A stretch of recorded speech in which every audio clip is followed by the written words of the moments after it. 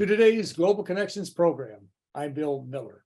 Today, we're going to take a look at a very unique concept, the World Court of Human Rights. Our guest is an expert on this topic. Mr. Mark Oettinger is an attorney at law and a former senior Fulbright scholar who's led the World Court of Human Rights design team since 2013. He developed and co-chaired the world's largest pro bono rule of law project between 1991 and 2011.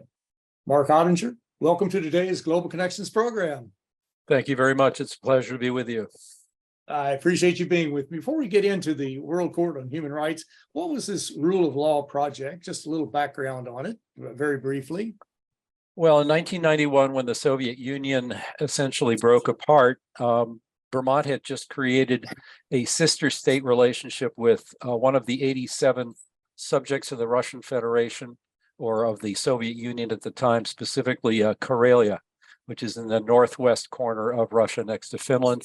We started a rule of law project between our state and that Russian province, if you will, and it was eventually replicated across 11 Russian regions, 11 US partner states, doing things like creating links with law schools, doing domestic violence clinics, assisting with the privatization of property, with the implementation of the Russian Civil Code, basically anything that was on their agenda during that early stage of post-Soviet development. Sounds like a very interesting project, very important one, and very complex one also. But I was just curious what it was. It's a very important one.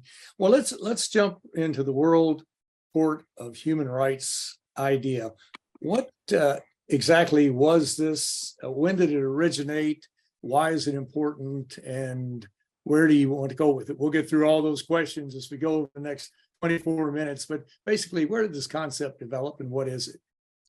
Well, I guess the logical starting point was in approximately 1947, when the United Nations, which at that time was sitting temporarily in Paris, debated the concept of the Universal Declaration of Human Rights.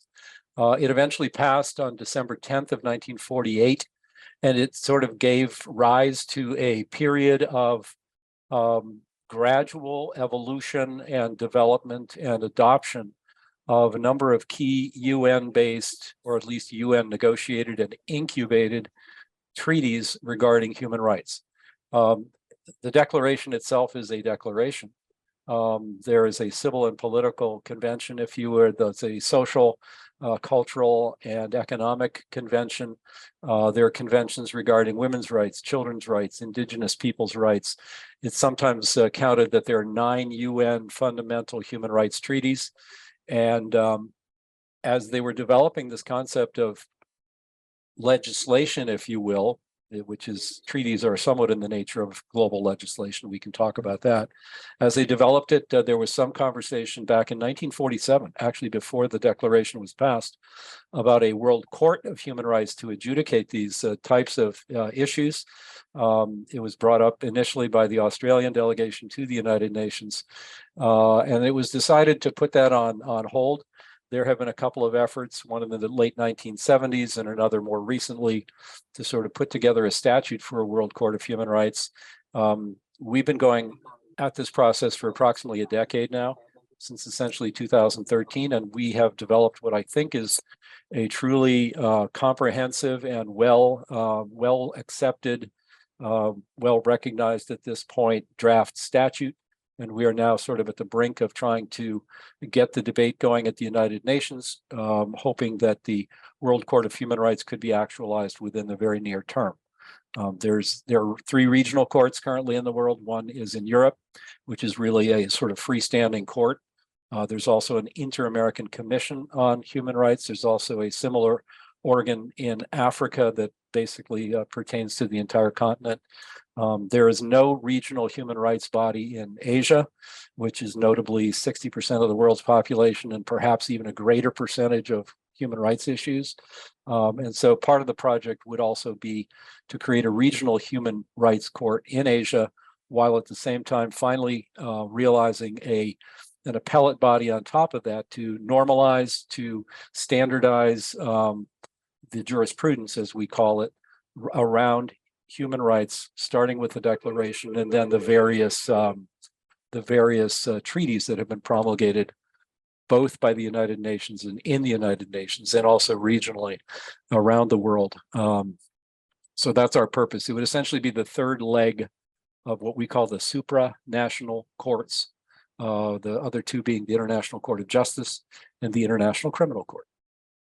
Okay, very good. And our viewers can go to the website at World Court of Human Rights.net. I want to make sure I got the .net part right and get more information on this. It's a very important concept. I don't want to, we will move into it in just a minute, but and I don't want to get too deep into the history, obviously, because it would take hours, maybe days to talk about it. But the Treaty of Westphalia, we often hear about that. How did that play into what you're talking about today?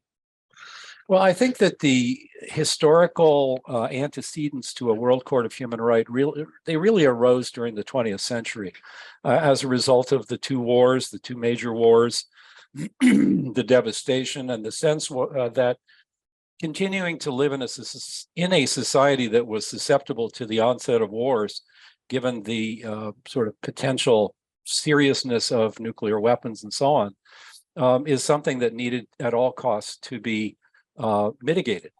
And so, treaties to try and guarantee some degree of world peace, treaties to try and provide incentives for nation states to cooperate on those things that they have in common as opposed to those things that they have different. Those are some of the deep sort of historical antecedents of the League of Nations, the United Nations, and some of the bodies that have grown up through the United Nations process, such as the International Court of Justice. The history of, or let's call it the modern history of human rights and its development is only about, 80 years old if we go back to the beginning of the United Nations, and perhaps in some respects goes back to the end of the First World War. So that's a little bit about the, as you say, deep history, and it is a subject that could occupy, as you say, many hours of conversation. Okay, now you say this is the third leg of the other two, the International Criminal Court and the International Court of Justice. But it might be good to give our viewers just a little overview of each of those. I think back to the International Court of Justice, that's one of the 6 organs of the United Nations. It's located in The Hague. I believe there are 15 jurists, international jurists. What exactly is the venue? What is the role of the International Court of Justice as one of the UN organs? So the difference between the ICJ, the International Court of Justice, and the ICC, the International Criminal Court, and our proposed World Court of Human Rights is essentially the types of cases that they adjudicate and the types of harms that they're intended to mitigate. The International Court of Justice, which, as you say, is a UN branch, if you will, an organ, handles disputes between and among nation states regarding treaties or conventions that they have entered into. A classic example that I often use is, there's the Convention on the Law of the Sea, which among many other things deals with fishing rights. When you get outside territorial waters and international waters and stuff like that. The United States and Canada, as an example, submitted to the ICJ a question regarding their fishing rights, where the two countries essentially meet. It was a way to get a ruling based on public international law as to what the ICJ felt the dividing line was, and the parties made their arguments. They received a decision from the International Court of Justice, and they have abided by it. It's a classic example of two nation states entering into a treaty, having some ambiguity as to what it means, seeking the intervention of the court, and then following its dictates, if you will.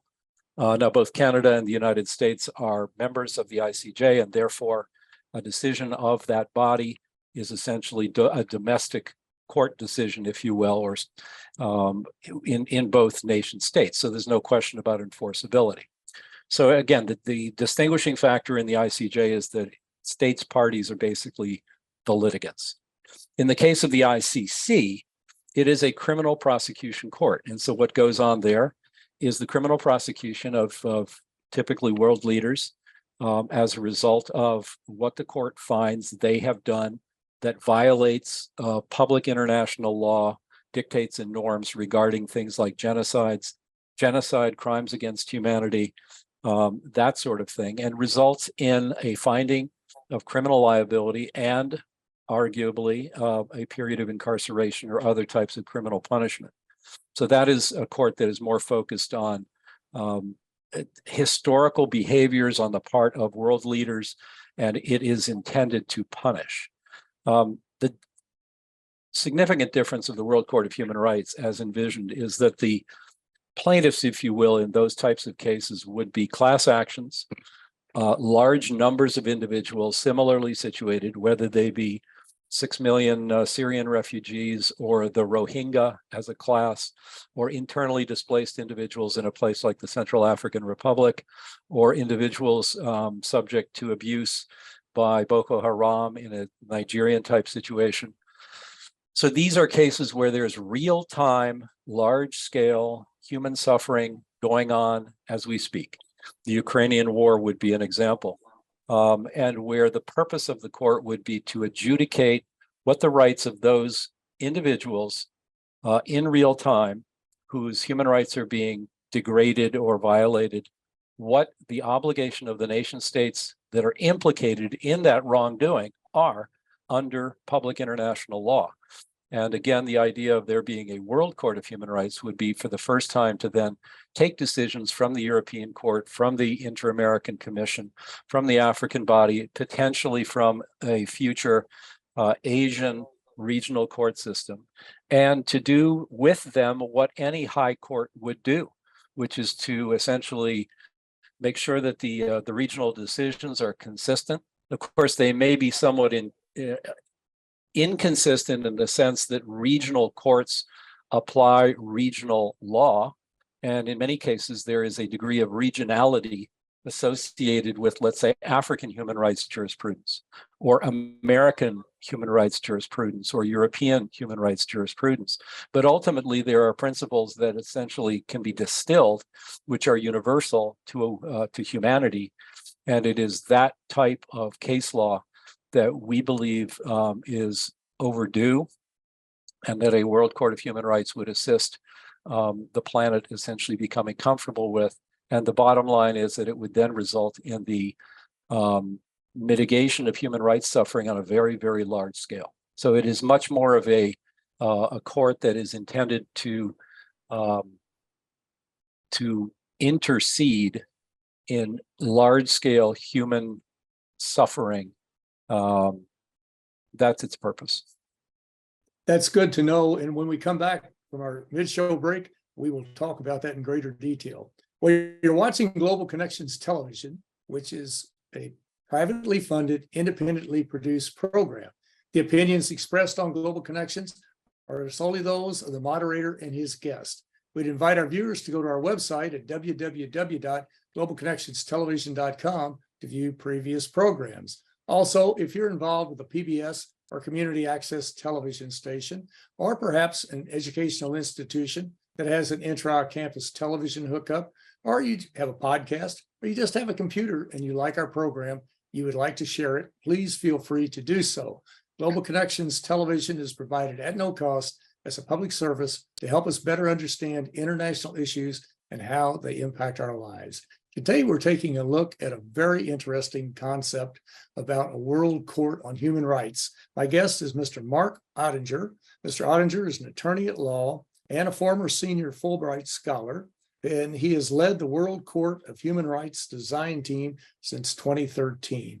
Mark, we're talking about the third leg of the rung. We have the International Court of Justice, which basically handles civil suits, the International Criminal Court, which was established by the United Nations, but is not part of the UN today, but still works closely with the Security Council and the human rights groups at the United Nations for referrals and that type of thing. And then the third leg, the World Court of Human Rights. First off, what is the status of it at this point? How would this court be funded? how would the rules be enforced, and where would it be? Would it be within the UN system? Would it be one of the seventh organ of the United Nations, or where would it be on the organizational chart, let's say? So where it is right now is, as you've mentioned, we started work on this in approximately 2013. The person who sort of instigated that for me was a gentleman named Gary Davis, Gary with 2 R's, who notably was a disruptor of the UN process around the time that the Universal Declaration of Human Rights was passed. He passed away recently in the age of, I think, 93, about 5 years ago. And he and I had become good friends. He lived right here in Vermont. The circumstances of our friendship were somewhat serendipitous, but he really pressed on me to continue some of his work. I offered to continue that portion of his work that dealt with the creation of a World Court of Human Rights. And as a first promise to him, as he was essentially in his last weeks of life, I agreed to go to the World Chief Justice meeting in Lucknow, India. It takes place every fall. And he had attended that meeting on several occasions, and he represented to me that they were very interested in this World Court of Human Rights, and that he really hoped that I would go there, speak with them, get their permission, if you will, their support for my continued work. And I told him that if they were behind it, I would lead the charge on this point. So I went there in 2013. They were very, very excited about it. They had fond memories of Gary's time with them. And I then led for approximately the next year a series of video conferences, including academics, international jurists, practitioners within the field. And we drafted the proposed statute of the World Court of Human Rights, similar to, in many ways, the statute that basically under which the International Court of Justice runs, the International Criminal Court. And so in some ways, our statute is similar to theirs. In other ways, it's very different, some of the ways I've mentioned, given the different sort of charge of the World Court of Human Rights. But it took us a year to sort of come back with a statute, and I returned to Lucknow, India, to the Chief Justices in 2014, reported on our work. There was extensive debate about it at the time, and in their conference-ending vote resolution, they supported the statute as written unanimously. And so they essentially put wind under our wings, if you will, and we came back and began the process of starting to try and get the statute before the United Nations, which obviously is the location at which all of these, many of these supranational organizations are formed. Now, you've pointed out that the ICJ is an organ of the UN. You've pointed out that the ICC is not. What we envision is incubating the World Court of Human Rights at the United Nations, which after all is where public international law is incubated, but that the actual World Court of Human Rights would be a freestanding organ, similar in that respect to the International Criminal Court.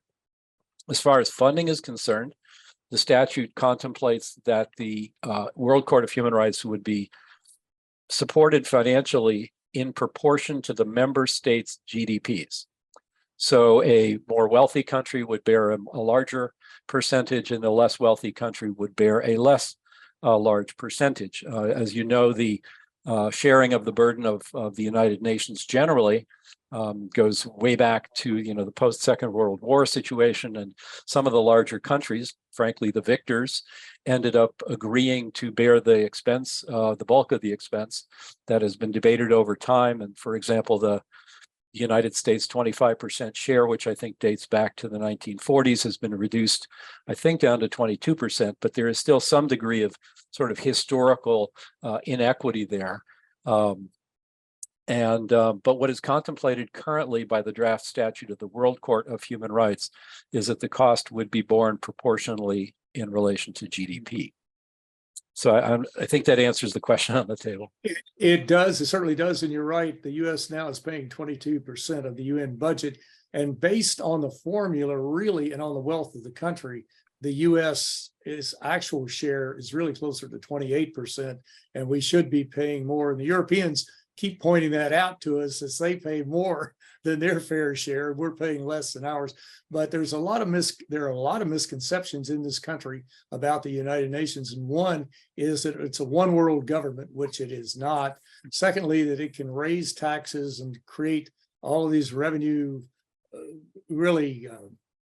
cornucopias and that type of thing. That's not true at all. The UN really is dependent upon the 193 member countries and their dues that are fairly allocated in most cases, but in some cases, as you mentioned, there are some problems. Well, we're running out of time. This is such a fascinating topic and one that we really should spend more time on. Let me just ask you in a minute or so, what would be the relationship between the Human Rights Court, the World Court on Human Rights, and the Human Rights Council, which is already an operation within the United Nations? I think the biggest difference would be that the World Court of Human Rights would be a truly independent judicial body. And, you know, I think that the United Nations has been a godsend essentially to democracy and to freedom since its formation. My father happened to have spent most of his career working for the United Nations. But I will say that there's a lot of sort of historical baggage that comes with that, structural things such as the veto power, such as, you know, the disparate strength of, control and that the major members have. Now, dare I say it, there are elements, some people would argue, of politics that pervade the United Nations. And so if you compare, for example, the three regional courts, the European Court of Human Rights and the Commission, the Inter-American Commission and the African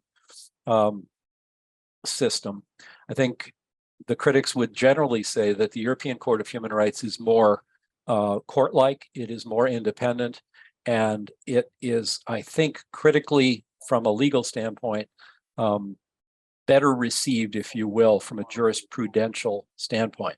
And so I think that incubating the World Court of Human Rights at the United Nations, there practically really isn't a choice. It's the perfect venue for that, but then it really should be a freestanding operation, just like any major nation state court would be. This would simply be a court at the international or supranational level. And its independence, I think, is highly correlated with the credibility of its decisions, the enforceability of its decisions, and the public respect that it really needs in order to be a viable entity. Well, as I mentioned before, it's a fascinating topic, and it's one that we need to discuss because everyone who looks at the UN, people within the United Nations, outside, say that it has had many accomplishments, no doubt about it, but it is a World War or post-World War II creation, and it needs to be reformed organizationally, programmatically, and many other ways to make it more efficient and make it more effective. And this is certainly a very interesting concept. But Mr. Mark Oettinger, I want to thank you so very much for a very interesting and a very informative program. And please keep us posted in the future as to the development of this discussion. Thank you very much. It's been a pleasure to be with you today. Thank you. My pleasure. I'm Bill Miller. Thank you for joining us today on Global Connections Television.